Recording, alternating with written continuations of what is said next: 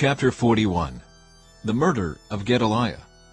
But in mid-autumn, Ishmael, son of Nethaniah and grandson of Elishama, who was a member of the royal family and had been one of the king's high officials, went to Mizpah with 10 men to meet Gedaliah. While they were eating together, Ishmael and his 10 men suddenly jumped up, drew their swords, and killed Gedaliah, whom the king of Babylon had appointed governor. Ishmael also killed all the Judeans and the Babylonian soldiers who were with Gedaliah at Mizpah.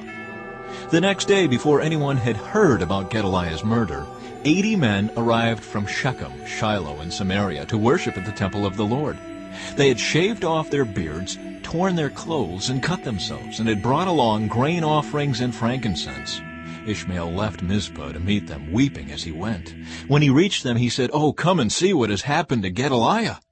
But as soon as they were all inside the town, Ishmael and his men killed all but 10 of them and threw their bodies into a cistern.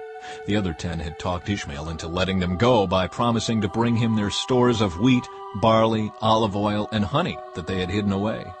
The cistern where Ishmael dumped the bodies of the men he murdered was the large one dug by King Asa when he fortified Mizpah to protect himself against King Baasha of Israel.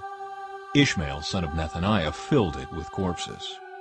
Then Ishmael made captives of the king's daughters and the other people who had been left under Gedaliah's care in Mizpah by Nebuzaradan, the captain of the guard.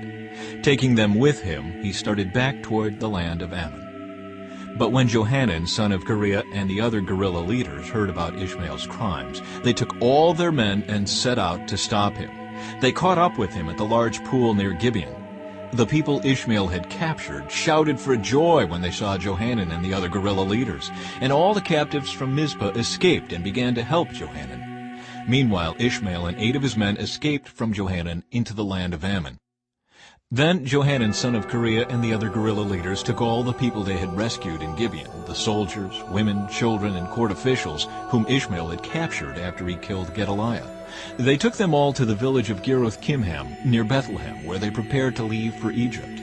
They were afraid of what the Babylonians would do when they heard that Ishmael had killed Gedaliah, the governor appointed by the Babylonian king.